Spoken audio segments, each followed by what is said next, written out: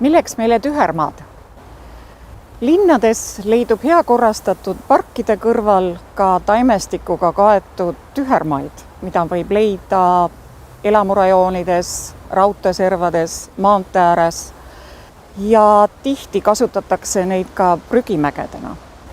Samas pakuvad tühermaad elupaiku erinevatele elusorganismidele ja kannavad jälgi mineviku maastikest ja ajaloost. Tühermaade näitel on huvitav uurida, kuidas taastub loodus inimtegevusest, millised on need esimesed taimeliigid, mis siia tee leiavad ja kuidas tunnevad ennast siin inimesed. Esialgu tuleb neid looduslikke elupaiku kaardistada, siis kaasata siia ka inimesi, küsida erinevate huvigruppide arvamust, mida nad sooviksid näha nendel tühermaadel ja koos tegutsedes saame muuta linnaruumi kõigi jaoks sõbralikumaks.